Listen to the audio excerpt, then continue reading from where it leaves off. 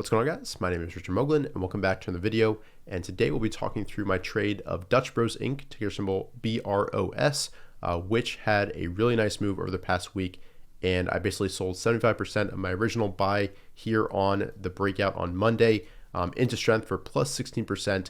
And currently I'm still holding 1/4 of my original position to basically keep track of it because I do think it's one of the leaders in the market right at this moment. And in this video, we'll be walking through both my buy and sell decisions, as well as position sizing, stop loss management, everything pretty much.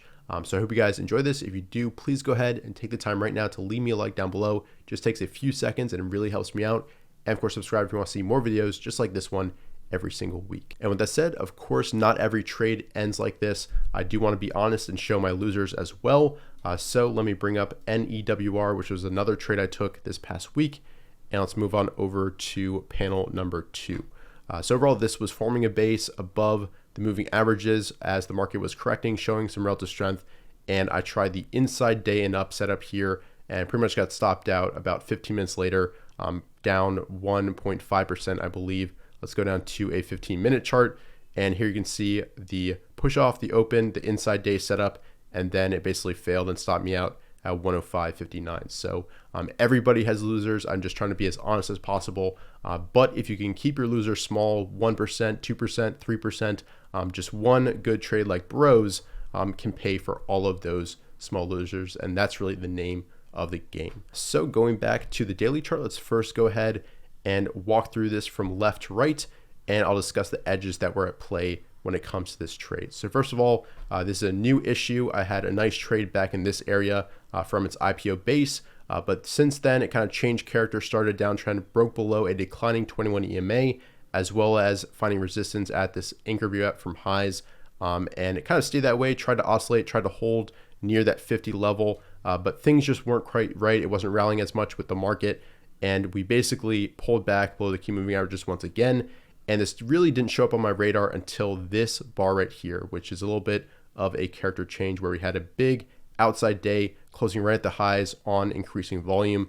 And it was basically showing a lot of relative strength on that day and actually started a relative strength phase as the overall market was pulling in. So here we've got it breaking above on that particular day, above the signal line, as well as starting an increasing trend as the overall market is pulling in. So it was showing a lot of relative strength and started that relative strength phase.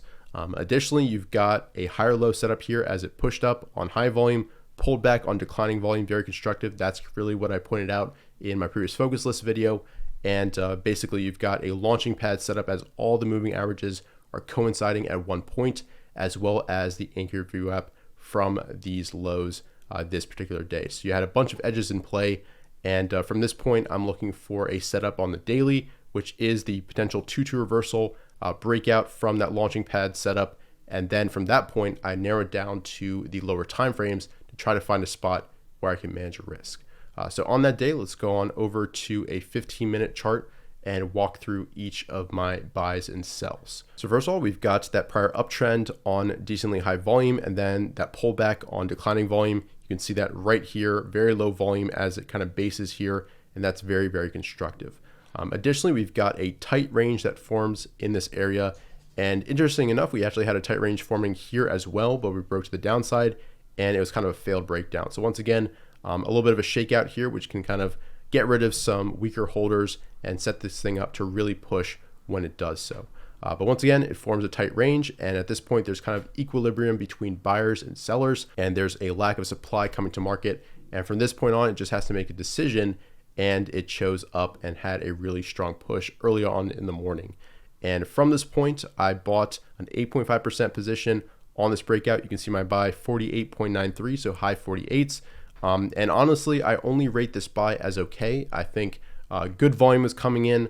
It was a strong setup from a really tight range. However, I was a little bit late. I think my alert was set right here. And by the time I put in my buy order, it was already up in the 48s, high 48s. So I think I could have been a little bit quicker here, had that maybe an earlier alert set and maybe even a buy stop to try to get it really as close as tight range as possible. But overall, I think that was a good buy. And I put this at an 8.5% position to start because The market environment isn't quite right. My usual initial buy is usually 10, 12.5%. But because we are in a rockier environment and there's not as many kind of things working here, the market isn't quite right. That's why I brought down that position size. As I said here, it was an okay buy, but a bit far from the range. And my initial stop loss was about 3%, which was the low of the day, basically this prior range. So I think this was a decent buy, and I set myself up for success. You had volume breaking a range here within an overall strong daily setup. So that's really important. I like to trade intraday charts only when the overall setup is strong on the daily and the weekly, and there's edges like we talked about, launching pad setup, relative strength phase. Everything is kind of lining up, and you want to align those different time frames. So moving on to the next buy, I think this was not a good buy. It was extended at this point. It had broken through that anchor VWAP, but had come quite a ways in just a short amount of time.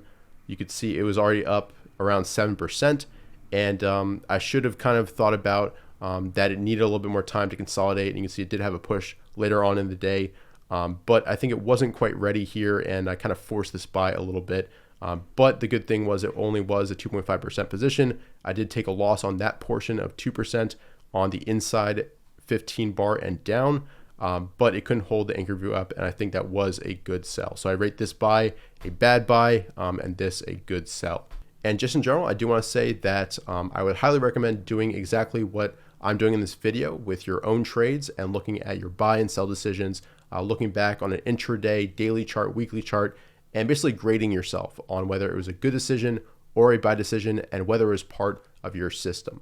And a good buy doesn't necessarily lead to profits, and a good sell doesn't mean you perfectly sold right at the top. It's based off your knowledge at that time. Don't try to look at a bunch of hindsight bias. For instance, this sell ultimately, if you're looking just at profit, was a bad one because it increased from this point, but at the time, it was breaking down from a volatility contraction from a range, and this buy here wasn't quite right, so I was protecting myself on the downside. So grade yourself based on your process, not the results. I guess that's what I'm really trying to say.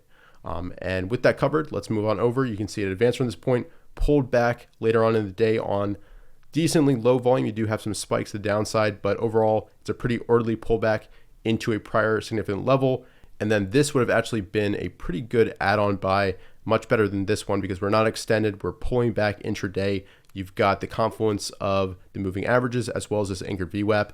And then we have a strong push on volume late in the day. So you could have added here for sure, and that would have been a better add than this one right here when we're already a little bit short-term extended from those shorter-term moving averages. Moving on to the next day, we had a pretty volatile open, but a huge increase and push on volume. And once again, this would have been a pretty good add point, maybe through this pivot. Once you see that huge volume, I think it was 600% volume buzz, so very significant. And we do have a pullback where it tests your cost here, but this pullback is on declining volume. But maybe you buy here, get stopped as it breaks below the low of this bar, and try to re-enter during this period here where it kind of reconfirms.